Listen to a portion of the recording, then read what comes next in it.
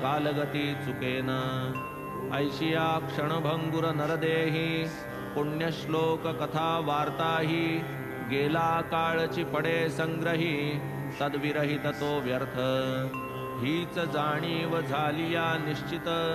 हेची जन्म आल्याचे हित परी हा विश्वास नाही पटत अनुभवा व्यतिरिक्त कोणाही परी यावया हा अनुभव करू लागे अभ्यास विभव तरी शाश्वत सुखार्थी हा जीव तेणे हे वैभव साधावे दारासुत वैभव वित्त पृथ्वी समुद्र वलयांकित ईश्वर कृपे इतुके ही प्राप्त तरी तो अतृप्त मानसी शाश्वत सुख आणि शांती हेच ध्येय ठेवून चित्ती भूती भगवंत हे एक उपास्ती परमप्राप्तिदायक त्वचा मांस रुधिर हाडा जोडून केला हा देह सांगाडा परमार्थाचा प्रत्यक्ष खोडा ममत्व सोडा तयाचे मानावा तो केवळ चाकर नका बैसवू त्या डोक्यावर लाडन पुरवा निरंतर नरकद्वार करू नका निर्वाहापुरते अन्न आच्छादन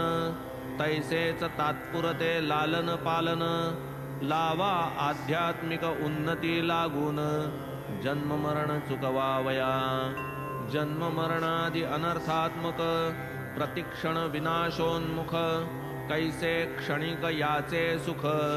निरंतर असुख जो जैसी विद्युल्लता पाही आता आहे आता नाही क्षणिक सागर तरंगताही विचार काही करावा देह गेहापत्य स्त्रीजन ही सर्व नाशिवंत जाणून माता पित्यांसी खांदा वाहून स्वये जो आपण उमजेना मेल्या मागे खुशाल मरे फिरे जन्म मरणांचे फेरे परी ते कोण्या गुणे आवरे विचार न करी क्षणभरी करिता नित्य कुटुंबाची भर आयुष्य जातसे भराभर काळ आयुष्य गणना तत्पर कर्तव्य विसर त्या नाही भरता अखेरची घडी मग तो थांबे ना एक चिपडी धीवर जैसा जाळे ओढी मरणी तडफडी जीव तैसा महद्भाग्याची या परवडी वेचून या पुण्यकोडी लाधली नरदेहाची जोडी घडीने घडी साधावी करू जाता भगीरथ युक्ती या नरदेहाची नाही प्राप्ती केवळ अदृष्टे ये अवचट हाती व्यर्थची मातीत मिळवाना पुढील जन्मी करू म्हणता एकदा हा हातीचा जाता पुढे हाच येईल ही निश्चितता ऐसे मानिता तो मूर्ख किती एक पापी देहवंत होऊन शुक्रबीज समन्वित योनिद्वारासी होती प्राप्त शरीर ग्रहणार्थ निज कर्मे किती एक ते त्याहूनी अधम असता जंगम वर्गी जन्म मागुती स्थावर भाव परम यथा कर्म प्राप्त त्या जेणे जैसे उपार्जिले ज्ञान जयाचे जैसे कर्मानुष्ठान तदनुसार तया शरीर ग्रहण श्रुती प्रमाण हा योग यथा प्रज्ञम हि संभवा वदे श्रुतिमाय अतिकणवा जैसा जयाचा विज्ञान ठेवा जनन हि जीवा तैसेच अतर्क्य ईश्वरी विंदान अशक्यतयाचे संपूर्ण ज्ञान अंशमात्रे लाधे जरी कवण एकतो धन्य नरदेह परमभाग्ये हा नरजन्म महत्पुण्ये ब्राह्मणवर्ण ईशकृपे साईंचे चरण लाभ हा संपूर्ण अलभ्य आहेत जरी नाना योनी मानवची श्रेष्ठ सर्वाहुनी आलो कोठुनी निर्मिले कोणी विवेक श्रेणी मानवीच इतर योनी हे न जाणती उपजती तैशा नाश पावती भूत भावी वर्तमान गती ईश्वर स्थिती नेणती. म्हणून हा नरदेह निर्मून ईश्वर झाला आनंद संपन्न. की विवेक वैराग्याते वरून नरमद भजन करील. विनाशी नर करिता साधन होईल अविनाशी नारायण. नरदेहा सम साधन संपन्न दुजान आन ये सृष्टी. गारुडी स्वये मोठा चतुर खेळ न करी अज्ञानिया समोर. जाणे कुशलतेचे वर्मसार तो प्रेक्षक संभार अपेक्षी. तैसाची पशुपक्षी वृक्ष संभार जीव जंतु निर्मुनी अपार. सखेदाश्चर्य परमेश्वर लीला निस्सार गमली त्या. अफाट हा ब्रह्मांड विस्तार चंद्र सूर्य तारा भार. निर्मित्याच्या कौतुकाचा विचार लवभर कोणीही करीना. हा सर्व खेळ करण्यातू माझा जगदीशाचा काय हेतू. ये अर्थीची निश्चय मातू एकही जंतू जाणेन. माझी अतुल वैभव समृद्धी जाणील ऐसा कुशाग्र बुद्धी. प्राणी निर्मिला नाही तदवधी विफल त्रिशुद्धी मम कार्य. ऐसे जाणून जगदीशे निर्मिला प्राणी मानव वेशे. की जो सारासार बुद्धिवशे मज सामर्थ्ये जाणील. अगाध माझे वैभव तैशीच माझी शक्ती अपूर्व. माझ्या मायेचा हा खेळ सर्व आश्चर्यपूर्वक तो जाणे. तोची करील ज्ञान संपादन मच्चिंतन आणि मदवलोकन. तोची होईल आश्चर्य संपन्न होईल तै पूर्ण खेळ माझा.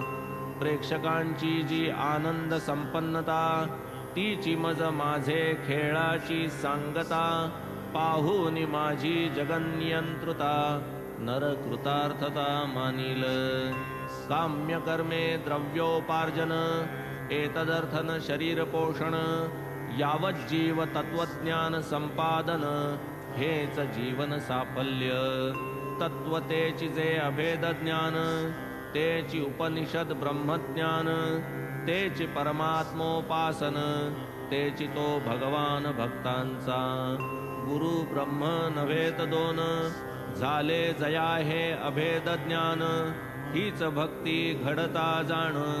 माया तरण सुगम जे. जे श्रद्धावंत पुरुष योग्य संपादिती ज्ञान वैराग्य. हे आत्मतत्वची निजभोग्य भक्त सभाग्य ते जाण. स्वस्वरूपाचे जे अभान ते अज्ञान निरसल्या वीण. स्वयं कृतार्थ मानी जो आपण प्रतिबंध विलक्षण हा एक. ज्ञान आणि अज्ञान दोन्ही हे विकार अविद्याजन्य. काटियाने काटा फेडून तैसी उडवून द्या दोन्ही. ज्ञानाने दूर करा अज्ञान ज्ञानाज्ञानातीत होऊन. निर्मळ स्वस्वरूपावस्थान हे एक पर्यवसान नरजन्म. न करिता स्नेहाची रांगोळी अज्ञानतमाची काजळी. मी मम या वातीची होळी ज्ञान न पाजळी निजप्रभा. नरदेहगत जे जे कार्य असो निवार्य वा अनिवार्य. हे तो सर्व बुद्धी कर्तव्य निश्चय प्राय जाणावे. नाही आपणा दुजे काम स्वस्थ भोगावे ऐश्वर्य आराम. अथवा चिंतावे राम नाम होवो निष्काम निश्चिंत. शरीरेंद्रिय मनबुद्धी या तो सर्व आत्म्याच्या उपाधी. इहिंची आत्मा भोक्तृत्व आपादी स्वये अनादि अभोक्ता. आत्म्याचे भोक्तृत्व औपाधिक स्वये अभोक्ता स्वाभाविक. शास्त्र न्याय अन्वय व्यतिरेक प्रमाण देखा ये अर्थी. हे एक जाणोन निजवर्म बुद्धीसी सोपावे प्राप्त कर्म. तिचे हाती मनाचे धर्म स्वये निष्कर्म वर्तावे. स्वधर्माचे अनुष्ठान सदैव आत्मानात्मचिंतन. हेची नरजन्माचे पर्यवसान समाधान स्वरूपी नाही नरदेहा परी आन चारी पुरुषार्थ साधाया साधन जो नर अभ्यास परायण तो नारायण पद पावे म्हणून झाले न जो शरीर पतन आत्मज्ञानार्थ करा यत्न नरजन्माचा एकही क्षण उपेक्षून टाकू नका समुद्रीचे क्षारोदक मेघा हाती पडता देख होते जैसे गोड पियुख ते सुख जडता गुरुपायी ऐशिया नरदेहाची सद्गती गुरुविना नकळे कवण्याप्रती गुरुची जेव्हा धरती हाती तैची उद्धरती जडजीव मंत्र तीर्थ देव द्विज ज्योतिर्वेद आणि भेषज तैसेची सातवे गुरुराज भावना काज या अवघ्या जयांच्या ठाई जैशी भावना सिद्धी ही तैशीच त्याप्रमाण वेग जैसा अधिक उणा सिद्धी ही जाण तैशीच बद्धास करीती मुमुक्षु संत मुमुक्षुचा करीती मुक्त अव्यक्ताचे होऊनी व्यक्त परोपकारार्थ हे करीती कार्य नव्हे जे व्याख्याने पुराणे सुकर होई ते सत्पुरुषाचरणे तयाचे हालणे चालणे उपदेशणे निशब्द क्षमा शांती निस्संगता भूतदया परोपकारता इंद्रिय निग्रह निरहंकारता यांचा आचरता दुर्लभ जेन लाभे पडता ग्रंथ सुलभते पाहता एक क्रियावंत करी जेन तारागण अनंत संपादी भास्वत एकला तैसेची हे उदार संत सहज क्रिया त्यांच्या अनंत करीती जीवासी बंधमुक्त सौख्य अत्यंत देतात यातीलची एक साई महंत ऐश्वर्यवंत श्रीमंत परी फकीरा सम आचरित आत्मनिरत सर्वदा अनवच्छिन्न जयाची समता मी माझे ही नाही वार्ता जीव मात्री सदा सदयता भूती भगवंतता मूर्तिमंत सौख्ये जयासी नाही हरिख दुःखे जयासी नाही शोक सरिसे जया रावरंक हे काय कौतुक सामान्य जयाची भ्रूविक्षेप लहरी क्षणात रंकाचा राव करी तो हा घेऊन चौपालवी करी दारोदारी हिंडतसे धन्य ते जन जयांचे द्वारी बाबा होऊन भिक्षे करी पोरी आणगे चतकुर भाकरी म्हणून पसरी निज कर घेई टमरेल एके करी दुजिया हाती चौपदरी स्वये फिरे दारोदारी नियमित घरी प्रतिदिनी भाजी सांबारे दूध ताक पदार्थ तितुके सकळीक टमरेलात ओतिती लोक पहा हे कवतिक खाण्याचे शिजला भात अथवा भाकरी घ्यावया पसरली चौपदरी पातळ पदार्थ मग कैसीही परी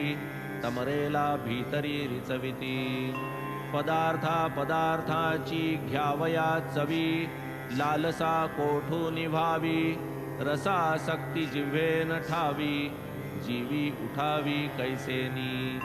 झोळीत पडले जे यदृच्छेने तृप्त असावे तयाच्याच सेवने रुचकर की बेचव हे नेणे चवीची रसने नाही की प्रहर दिवसा वस्ती लागुनी भिक्षा मागत प्रतिदिनी तेणे उदरपूर्ती करुनी समाधानी वर्तत भिक्षा तरी काय नियमित इच्छेस येईल तेव्हा मागत कधी 12 वेळ एका दिवसात भिक्षेस जात गावात येणे परीजे अन्न आणीत मशिदीतील कुंडीत ठेवीत कावळे कुत्रे त्यातची खात कधी न हाकीत तयांना मशीद अंगण झाडणारी त्यातून 10-12 भाकरी घेऊनी जाई आपुले घरी कोणी न वारी तिज लागी कुत्र्या मांजरा हडहड करणे स्वप्नातही जो कदा नेणे तो काय गरीब दुबळ्या नको म्हणे धन्य जिणे दयांचे आरंभी हा वेडा फकीर येची नामे जना महशूर तुकडे मागूनी भरी जो उदर कैचा बडिवार तयाचा फकीर परी हाताचा सढळ निरपेक्ष आणि स्नेहाळ बाह्य चंचल अंतरी अचळ कळा अकळ तयाची ऐसियाही त्या कुग्रामात जात्या अतीव दयावंत होते काही भाग्यवंत ते त्या महंत मानित तात्या कोते यांची आई नाव जियेचे बायजाबाई पाटीत भाकऱ्या घेऊनी डोई रानात जाई दुपारा कोस कोस रान धुंडावे दाट झाड झुडूप तुडवावे वेड्या फकीरास या हुडकावे पाया पडावे तयाच्या काय तिच्या त्या सत्वाची थोरी ओली कोरडी भाजी भाकरी रानी वनी दुपारी तिपारी भरवी न्याहारी बाबा ते ऐसे तिचे तपाचरण बाबाही न विसरले आमरण केले तिच्या पुत्राचे कल्याण पूर्ण स्मरण पूर्वक उभयता त्या स्त्री पुरुषांचा फकीरा पायी दृढ भाव साचा फकीरची देवत्या उभयतांचा भावार्थियाचाच देवकी फकीराने ध्यानस्थ असावे बायजाबाईने पान मांडावे पाटीतील अन्न वाढावे खाववावे प्रयत्ने फकीरी अव्वल बादशाही फकीरी ही चिरंतन राही अमीरी क्षणभंगुर पाही सदा बाबांनी म्हणावे पुढे बाबांनी रान त्यागिले गावात येऊन राहू लागले मशिदीत अन्न खाऊ आदरिले कष्ट चुकविले आईचे ऐसा हा नेम तेव्हापासूनी जैसा चालविला त्या उभयतांनी तैसा चितो तयांचे मागुनी तात्यांनीही चालविला धन्य धन्य ते संत सदैव जयांचे हृदयी वासुदेव धन्यतया भक्तांचे सुदैव समागम वैभव ज्ञात्यांचे तात्या महाभाग्यवान म्हाळसापतींचे ही पुण्य गहन बाबांचे समागमाचा मान समसमान भोगीत तात्या आणि म्हाळसापती मशिदीतची शयन करीती बाबांची ही अनुपम प्रीती दोघांवरती सारखी पूर्व पश्चिमे उत्तरेस डोया तिघांच्या तीन दिशांस पाय परस्परांचे पायांस मध्यबिंदूस भिडविती ताणूनी ऐशिया पथाऱ्या गोष्टी वार्ता चालती साऱ्या एकास येता निद्रेच्या लकेऱ्या तयास दुसऱ्याने जागवावे तात्या घोरू लागता उठावे बाबांनी अवचिता करोनी तयासी उलथा पालथा दाबावा माथा तयांचा घेऊनी समवेत म्हाळसापती बिलगती दोघे तात्याप्रती आवळूनी धरिती पाय दाबिती पाठही रगडिती तयांची ऐशी सबंध 14 साले बाबांसवे तात्या मशिदीत निजले काय भाग्याचे ते दिवस गेले स्मरणी राहिले अखंड घरी ठेवूनिया माय बापे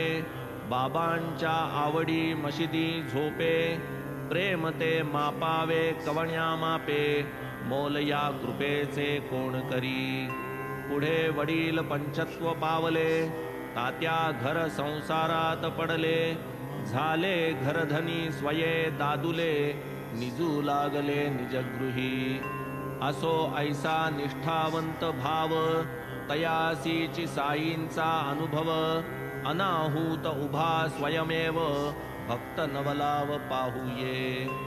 तैसेची रहात्यात एक गृहस्थ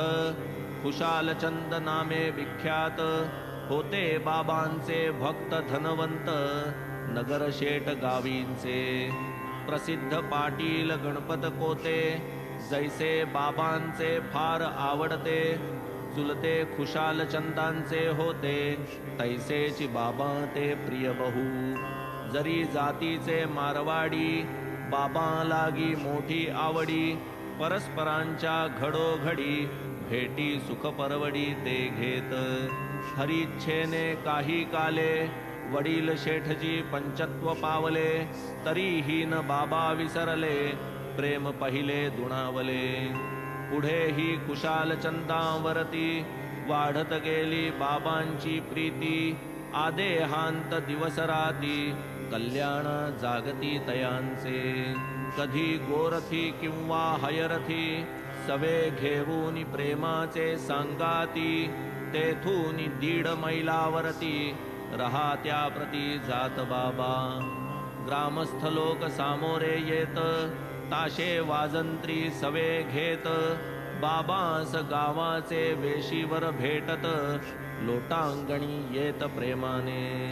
मग तेथून गावा आत बाबास समारंभे नेत अतिप्रेमे वाजत गाजत आनंद भरित मानसे कुशालचंद आपले सदनी बाबास मग जात घेऊनी तेथे अल्पाहार करवुनी सुखासनी बैसवीत मग त्या जुन्या पुराण्या वार्ता आठवून कथिती उभयता परस्परांच्या आनंद चित्ता कोणास वर्णिता येईल तो येणेप्रमाणे आनंद विहार पूर्ण होता फळाहार बाबा मग स्वानंद निर्भर सहपरिवार परतती एकीकडे हे रहाते गाव दुसरीकडे ते निमगाव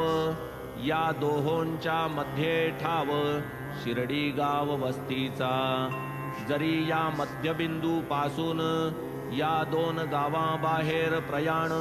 स्थूळ देहे केलेन आनिर्वाण तरी तया जाण सर्वत्र नाही इतर कोठे प्रयाण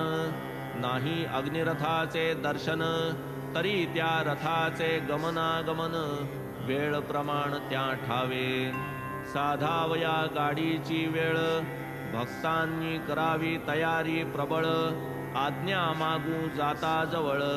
म्हणावे उतावेळ का झाला बाबान करिता आता तातडी चुकेल माझी मुंबईची गाडी नोकरीवरी येईल धाडी साहेब काढील मजला की साहेब येथे नाही दुसरा कशास व्हावी इतुकी त्वरा जा खा भाकर तुकडा जरा जाई दुपारा जेवुनी ऐशी कोणाची आहे प्राज्ञा की त्या वाणीची करील अवज्ञा लहाना थोरा शहाण्या सुज्ञा अनुभव विज्ञान सकळा हे ज्याने ज्याने आज्ञा मानिली गाडी तयाची कधी न चुकली परिजयाने ती अवमानिली प्रचिती घेतली रोकडी एका मागून एक अभिनव संख्याविरहित ऐसे अनुभव अनेकांचे अनेक अपूर्व संक्षेपपूर्वक सांगेन हेमाड साईपदी शरण पुढील अध्यायी हेची निरूपण भक्त परतता गावा लागून बाबांचे आज्ञापन हो लागे आज्ञा होई तो जाई आज्ञा नाही तो राही अवमानिता पडे अपायी पुढील अध्यायी दिग्दर्शन तैसेची मधुकरी वृत्तीचे धारण साईस किमर्थ भिक्षान्न सेवन पंचसूनादि पातक क्षालन कथा निरूपण पुढारा म्हणून श्रोतया चरणी प्रार्थना करीतो आग्रहे क्षण क्षण कराया साई चरित्र श्रवण निज कल्याण कारणे स्वस्ति श्री संत सज्जन प्रेरिते भक्त हेमाड पंत विरचिते श्री साई समर्थ सच्चरिते श्री साई समर्थावतरणं नाम अष्टमोऽध्यायः सम्पूर्णः श्री सद्गुरु साई नाथार्पणमस्तु शुभं भवतु श्री सच्चिदानंद सद्गुरु साईनाथ महाराज की जय।